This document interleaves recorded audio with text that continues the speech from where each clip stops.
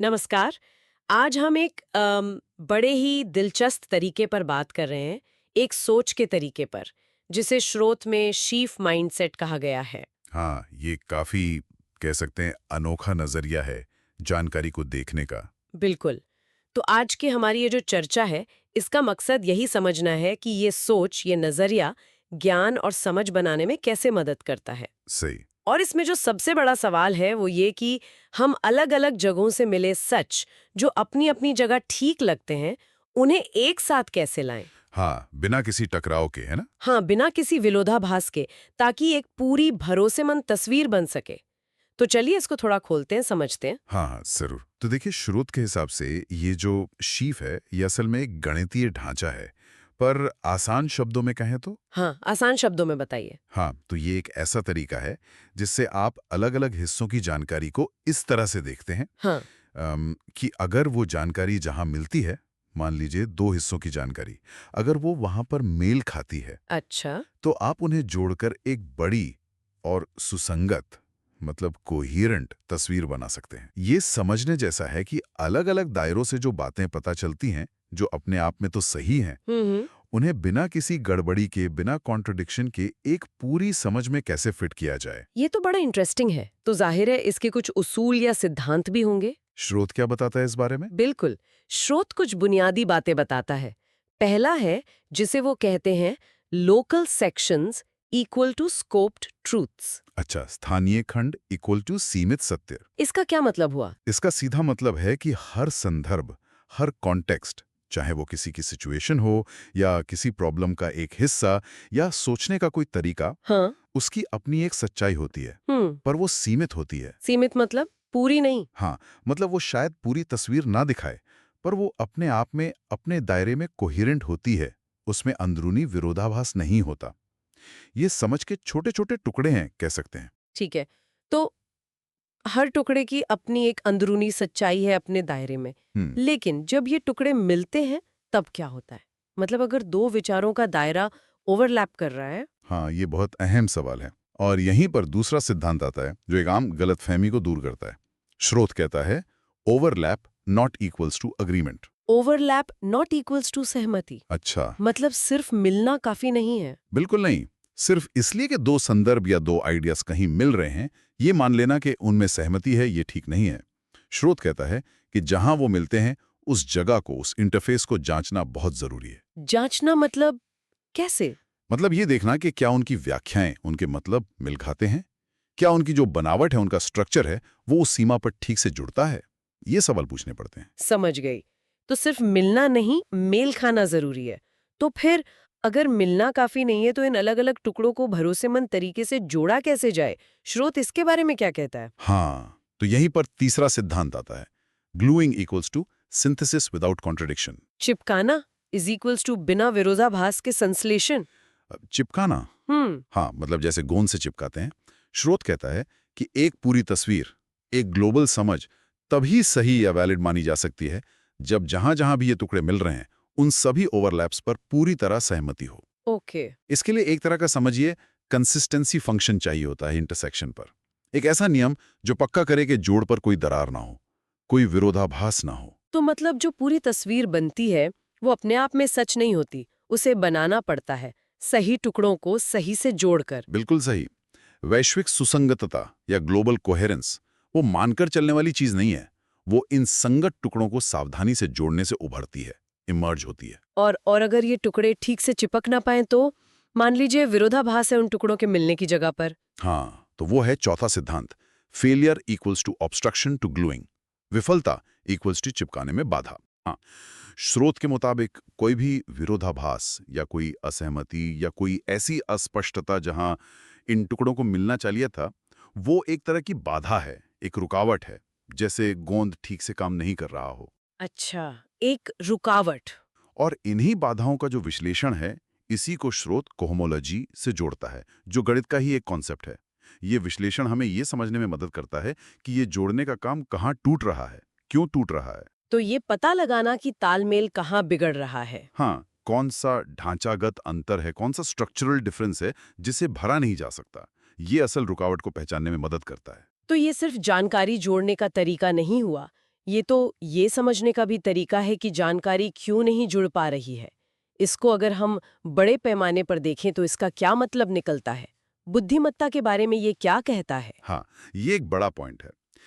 इस sheath mindset के नजरिए से देखें तो बुद्धिमत्ता सिर्फ लॉजिक लगाकर निष्कर्ष निकालना यानी डिडक्शन करना नहीं है। तो फिर क्या है?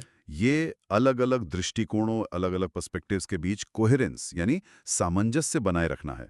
सत्य या सच्चाई वो पहले से ही कोई एक यूनिवर्सल चीज नहीं होती। हम्म उसे संगत टुकड़ों को सही तरीके से जोड़कर एक तरह से कमाना पड़ता है, उसे बनाना पड़ता है। तो इसका मतलब तर्क करना या किसी नतीजे पर पहुंचना वो एक तरह का जोड़ने का खेल बन जाता है, जैसे पजल जोड़ना, जहां आप सिर्फ वहीं आगे बढ़ सकते हैं जहां जोड़ सही और मजबूत हो। बिल्कुल, आप कह सकती हैं। तर्क सिर्फ उन्हीं रास्तों पर चल सकता है जहां ये जोड़ या सीम कोहेरेंट हो, संगत हो। ये तो सोचने का बिल्कुल अलग तरीका है। स्रोत कुछ उदाहरण भी देता है कि इसे कहाँ इस्तेमाल कर सकते हैं। हाँ, स्रोत बताता है कि इस नजरिए से हम कई चीजें बेहतर समझ सकते हैं, जैसे हमारे अपने सोचने के पैटर्न या फिर वो जिसे संज्ञानात्मक मतभेद कहते हैं। हाँ, जब हमारे अपने ही विचार या विश्वास आपस में टकराते हैं। बिल्कुल। या फिर हम नई जानकारी मिलने पर अपने विश्वासों को कैसे बदलते हैं, जिसे बिलीफ अपडेट कहते हैं। इन सब में कहीं ना कहीं ये स्थानीय सत्यों को जोड़ने या न जोड़ पाने का मामला छिपा हो सकता है। स्रोत ने इस पूरी सोच को एक लाइन में बहुत अच्छे से समेटा भी है, मुझे वो लाइन याद है। शीफ माइंडसेट स्थानीय सच्चाई का सम्मान करके, सीमाओं पर मेल सुनिश्चित करके और ढांचागत जुड़ाव के जरिए वैश्विक सत्य का निर्माण करके बुद्धिमत्ता बनाता है। हाँ, ये बिल्कुल सटीक सार है। ये स्थानीयता को महत्व देता है, पर वैश्विकता को अर्जित करने की बात करता है, वो भी बिना विरोधाभास के। तो इस पूरी चर्चा के आखिर में श्रोताओं के लिए सोचने की एक बात, हाँ, बिल्कुल। एक विचार ये हो सकता है कि कई बार जो हमें साफ साफ विरोधाभास या कॉन्ट्रडिक्शंस लगते हैं, क्या वो वाकई में झूठ या गलती की वजह से होते हैं, या फिर वो इसलिए होते हैं क्योंकि अलग अलग स्थानीय दृष्टिकोण जो अपनी अपनी जगह शायद सही हों, उन्हें ठीक से चिपकाया नहीं गया है। मतलब समस्या सच या झूठ में नहीं, बल्कि जुड़ाव में है। हाँ, शायद। तो सवाल ये उठता है कि हम अपनी रोजमर्रा की सोच में, अपने विश्वासों में या अपने संगठनों में भी इन बाधाओं को, इन दरारों को, जहां जुड़ाव ठीक से नहीं हो पा रहा है, उन्हें कैसे पहचान सकते हैं? ये वाकई सोचने वाली बात है। कैसे हम बेहतर चिपकाने वाले बन सकते हैं? चलिए इसी विचार के साथ आज की चर्चा समाप्त करते हैं। स्वागत है। आज हम ज्ञान पाने के कुछ कह सकते हैं अनूठे तरीकों पर थोड़ी गहराई से बात करेंगे। हाँ, जैसे कि क्या तीव्र भावनाएं, मान लीजिए प्रेम या गहरी आस्था, ये भी सच तक पहुंचने का जरिया बन सकती हैं? बिल्कुल। और ये भी कि जो अलग-अलग नजरियों से हमें सच्ची बातें पता चलती हैं, उन्हें बिना किसी टकराव के एक साथ कैसे देखें, कैसे समझें। हमारे पास जो सामग्री है उसमें वैज्ञानिकों और विचारकों के बड़े दिलचस्प किस्से हैं। उन्होंने प्रेम को या कहिए गहरे लगाव को ज्ञान पाने का एक तरीका बनाया। सही।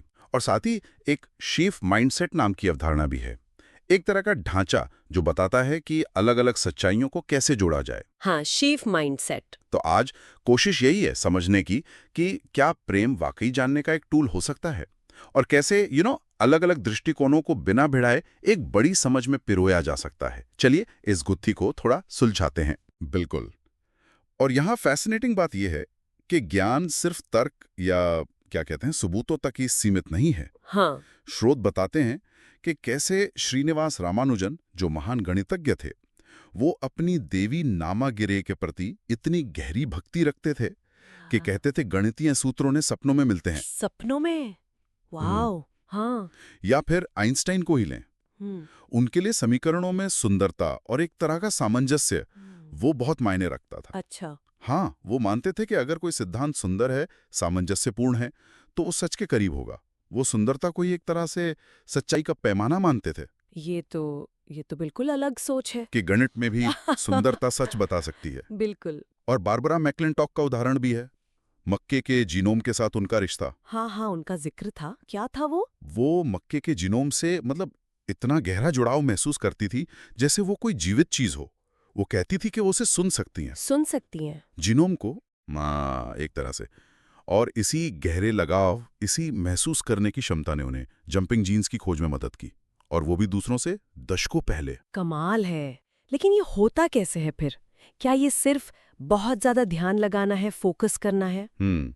स्रोत कुछ अंदाजे लगाते हैं। एक तो ये कि शायद ये जो तीव्र भावनात्मक जुड़ाव है, ये हमारी ध्यान देने की क्षमता को बहुत बढ़ा देता है। अच्छा। तो हम वो पैटर्न या छोटे छोटे संकेत देख पाते हैं जो आमतौर पर नजरअंदाज हो जाते हैं, जैसे मैक्लिंटॉक का जीनोम को सुनना।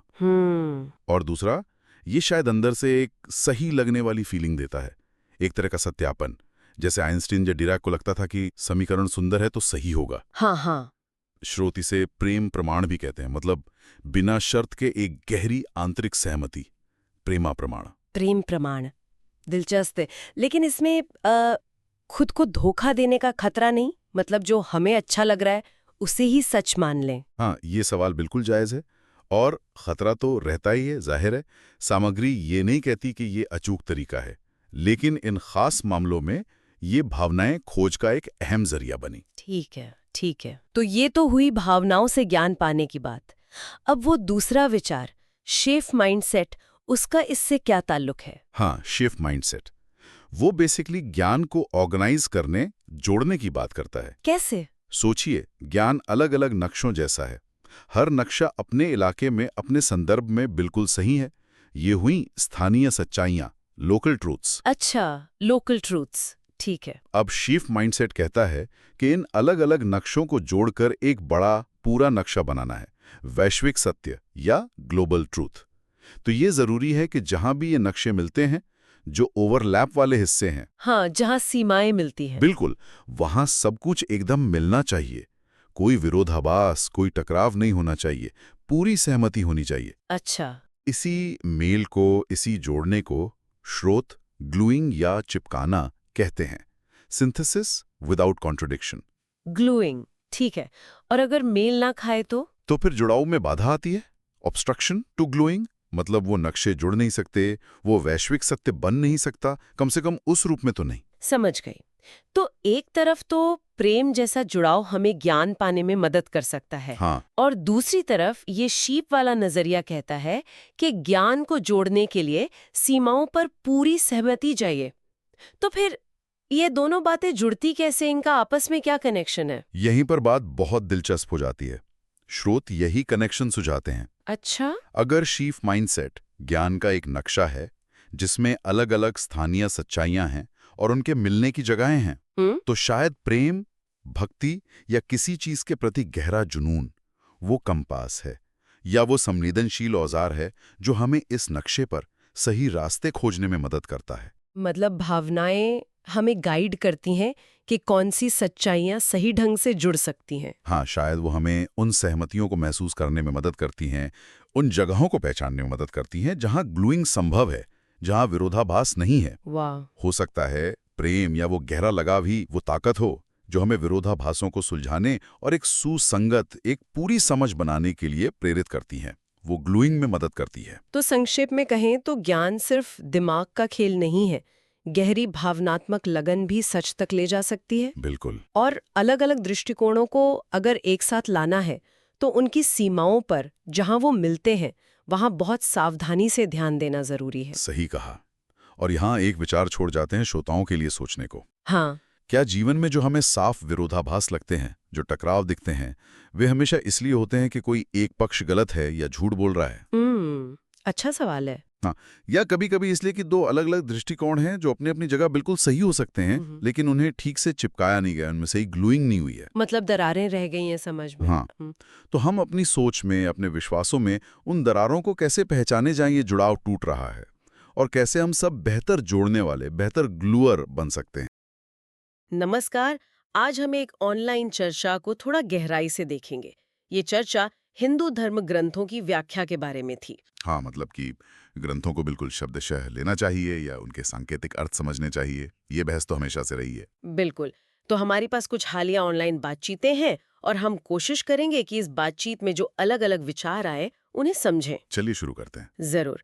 देखिए, हिंदू धर्म में ना एक स्वाभाविक जटिलता है, तो ये बहुत आम है कि आपको अलग अलग व्याख्याएं मिलेंगी। हाँ, सही बात है। और ये जो चर्चा हुई ये इसी एक महत्वपूर्ण दार्शनिक सवाल को सामने लाती है। चर्चा की शुरुआत एक बहुत ही दिलचस्प पॉइंट से हुई। कहा गया कि हिंदू धर्म में इतने सारे देवता हैं, फिर गोत्र, वर्ण, राशि, नक्षत्र, मतलब इतनी श्रेणियां हैं हाँ, बहुत सारे। कि इसे समझने के लिए शायद एक ऊंची बुद्धि या कहें कि सिस्टम थिंकिंग की जरूरत होती है।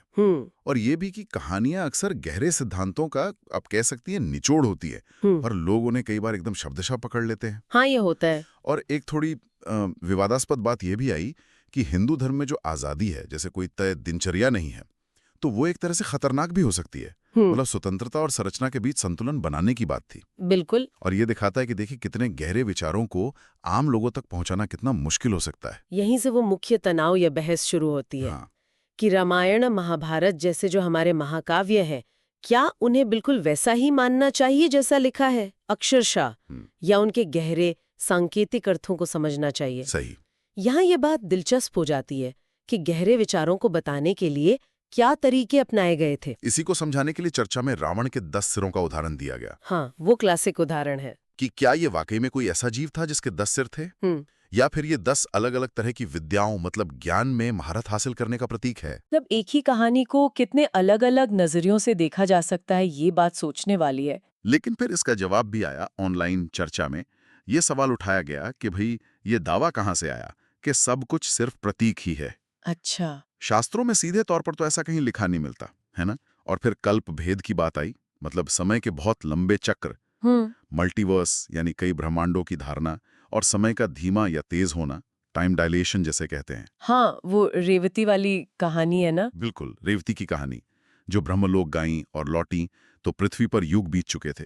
तो इन सब का हवाला देकर यह कहा गया कि भाई हो सकता है कुछ घटनाएं ऐसी हों जो हमारी आज की जो भौतिक समझ है उससे बिल्कुल परे हों। अच्छा, मतलब शाब्दिक होने की संभावना भी है। हाँ, जैसे रावण का कैलाश उठा लेना, या वीणा बनाने के लिए अपना सिर काट देना, या फिर सहस्र रावण, मतलब 1000 सिर वाले रावण का जिक्र।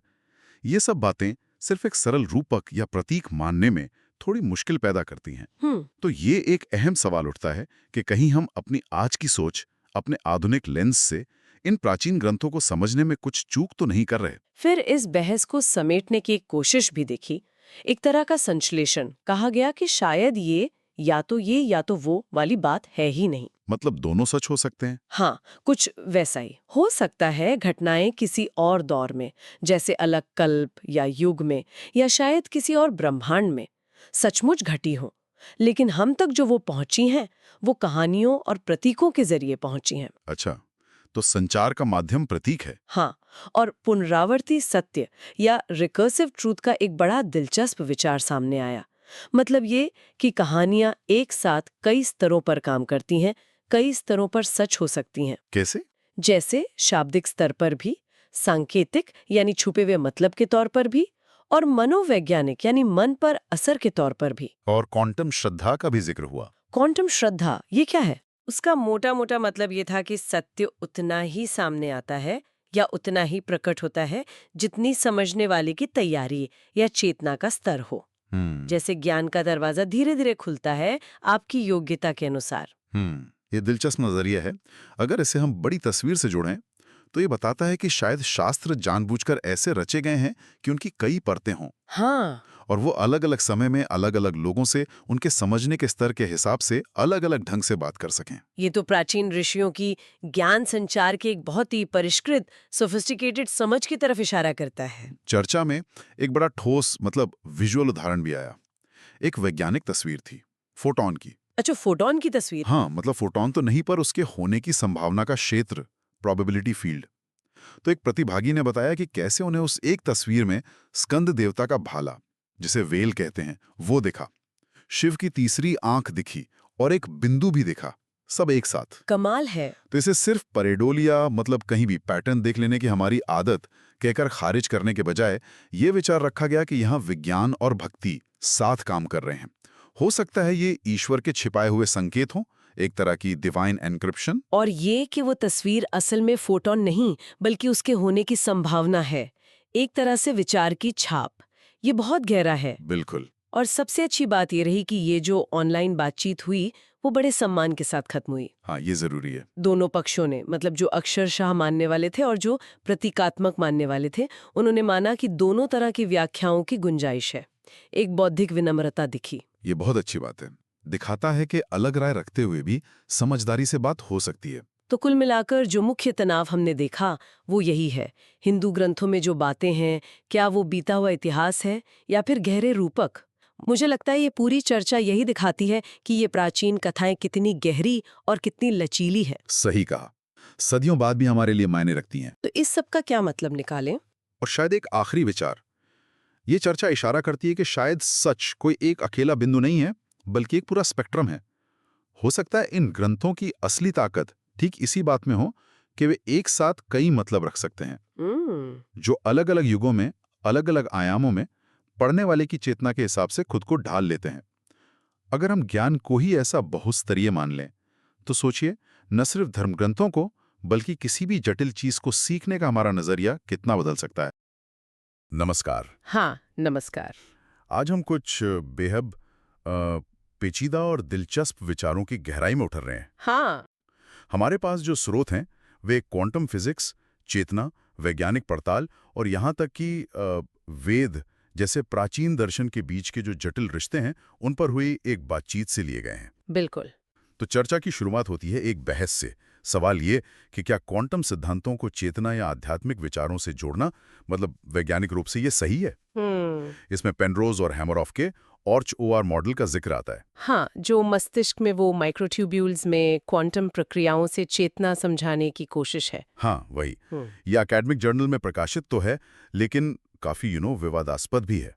और स्रोत बताते हैं कि आईआईटी जैसे संस्थानों में भी ऐसी चर्चाएं हुई हैं। हाँ, और यहीं से एक अहम सवाल उठता है, देखिए, कि वैज्ञानिक परिकल्पनाओं का इस्तेमाल, चाहे वो कितनी भी दिलचस्प क्यों न लगें, उन्हें सांस्कृतिक या दार्शनिक दावों को साबित करने के लिए कैसे किया जाता है।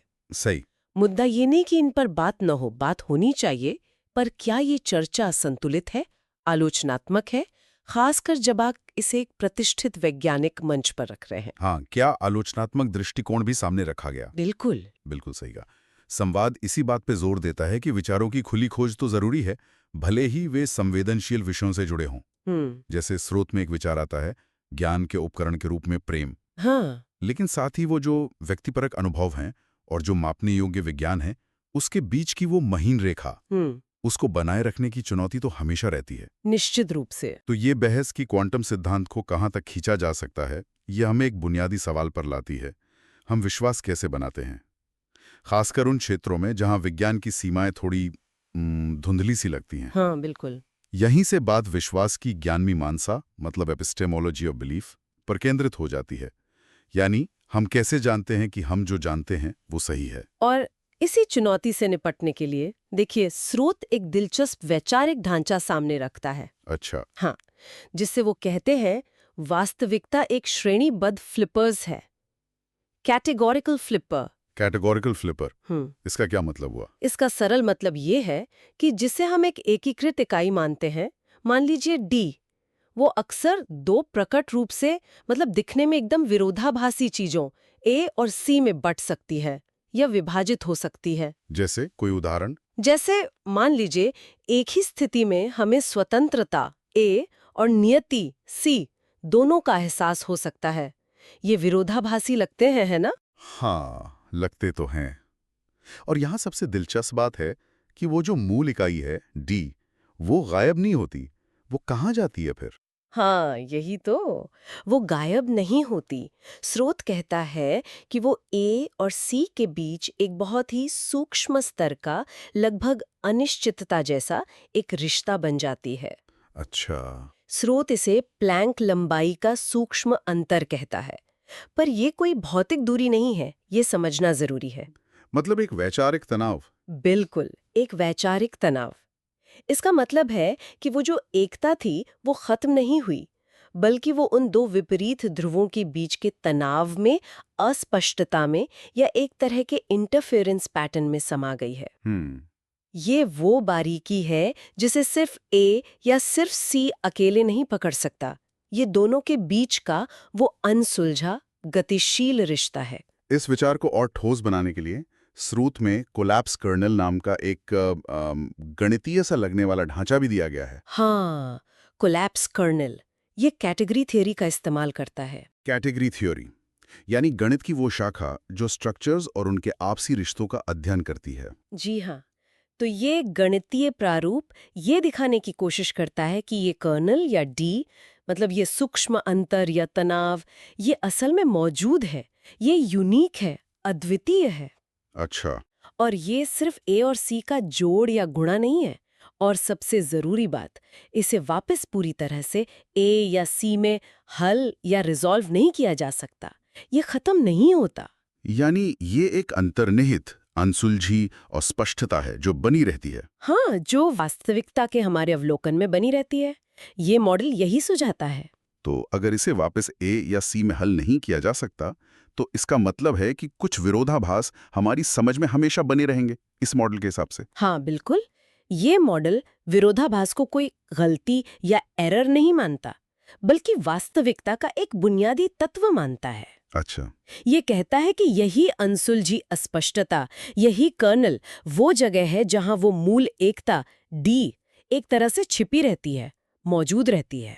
तो संक्षेप में ये ढांचा हमें ये समझने में मदद कर सकता है कि कैसे दो एकदम विपरीत लगने वाली सच्चाइयां, जैसे स्वतंत्रता और नियति। हाँ, या कण और तरंग जैसा क्वांटम में होता है, बिल्कुल।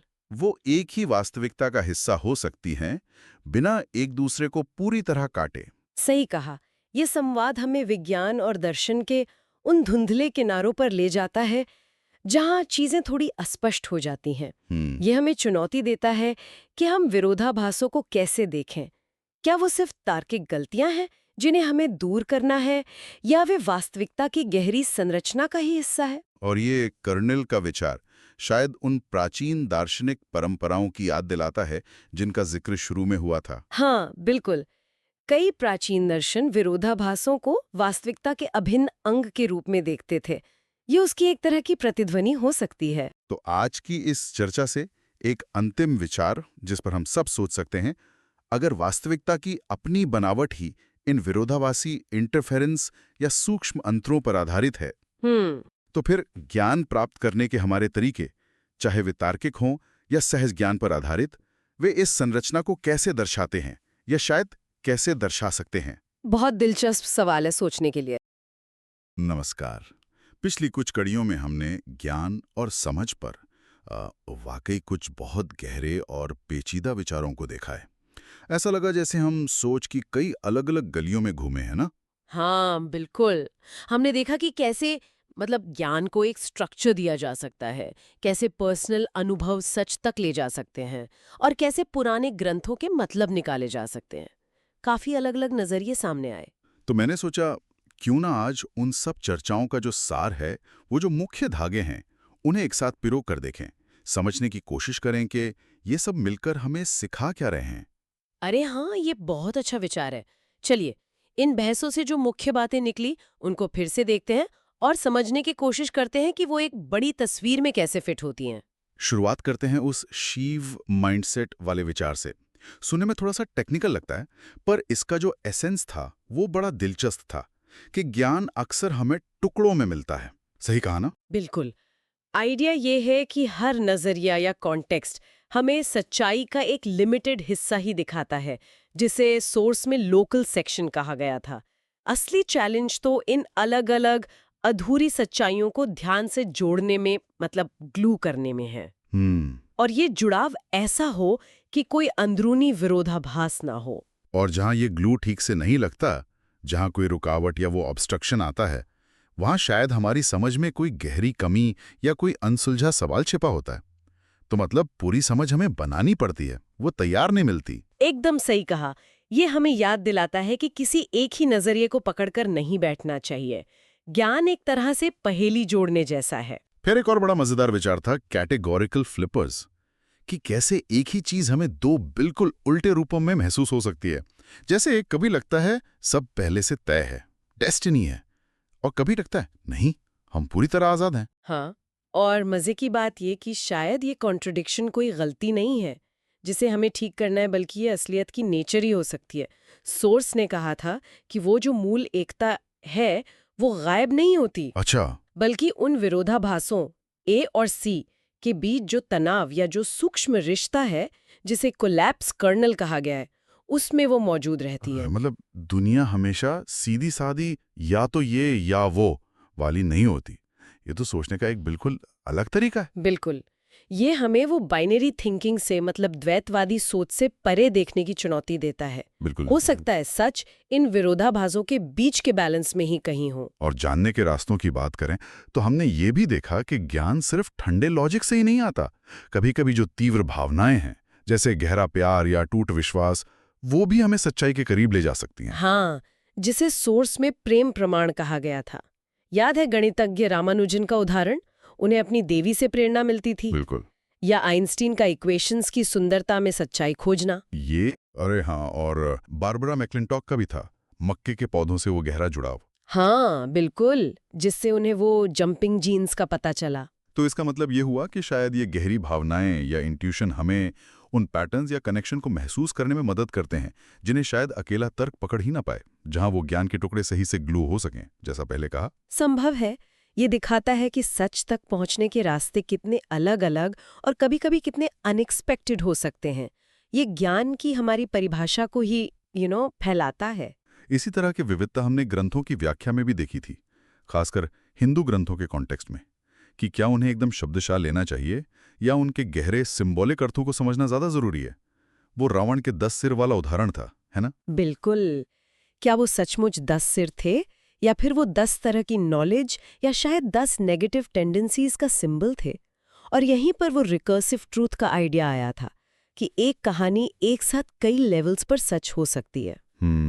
लिटरल लेवल पे भी, सिंबॉलिक पर भी, साइकोलॉजिकल पर भी, जैसे प्याज की परतें होती हैं। और वो क्वांटम श्रद्धा वाला विचार भी तो था कि सत्य उतना ही रिवील होता है जितनी हमारी चेतना या उसे रिसीव करने की तैयारी होती है। हाँ, मतलब ग्रंथ या शायद सच खुद भी पढ़ने वाले या साधक के साथ एक तरह का डायलॉग करते हैं। उनका अर्थ फिक्स नहीं है, बल्कि वो देखने वाले की गहराई के साथ खुलता जाता है।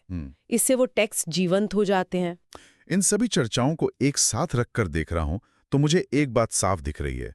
ये सभी तरीके हमें कॉम्प्लेक्सिटीज से, मल्टीपल पर्सपेक्टिव से और जो ऊपर से दिखने वाले विरोधाभास हैं, उनसे डील करना सिखा रहे हैं। आपने बिल्कुल सही पॉइंट पकड़ा। चाहे वो शीफ माइंडसेट से टुकड़ों को जोड़ना हो, या कैटेगोरिकल फ्लिपर्स से विरोधाभासों को समझना हो, या प्रेम प्रमाण से इंट्यूशन को वैल्यू देना हो, या ग्रंथों की मल्टी लेयर्ड सच्चाई को एक्सेप्ट करना हो, ये सब हमें यही दिखा रहे हैं कि दुनिया सीधी सपाट नहीं है। हाँ, ये हमें अलग अलग सच्चाइयों को एक बड़ी कोहेरेंट समझ में पिरोने के, या कम से कम उनके बीच के तनाव और कॉम्प्लेक्सिटी को बेहतर ढंग से समझने के टूल्स देते हैं। वाकई इन गहराइयों में उतरना हमेशा ही बहुत रोमांचक और ज्ञान बढ़ाने वाला होता है। इतने सारे अलग अलग विचारों को एक साथ रखकर देखना बहुत मजा आया, सच में। निश्चित रूप से हर बार लगता है कि सोचने के लिए कितना कुछ है, जैसे ज्ञान की परतें खुलती ही जाती हैं। ये सफर कभी खत्म नहीं होता। तो इस पूरे विचार मंथन के बाद हम अपने श्रोताओं के लिए एक सवाल छोड़ना चाहेंगे। इन सभी दिलचस्प आइडियाज में से ज्ञान को शीफ माइंडसेट से जोड़ना, प्यार या भावना से सच तक पहुंचना, ग्रंथों की कई सतहों वाली व्याख्या को समझना, या फिर असलियत में ही विरोधाभासों की भूमिका को देखना, कौन सा विचार या कौन सी बात उन्हें सबसे ज्यादा सोचने पर मजबूर कर गई? उनका अपना पसंदीदा टेकअवे क्या रहा इस पूरी चर्चा से? इसी सवाल के साथ आज की इस गहन चर्चा को यहीं विराम देते हैं।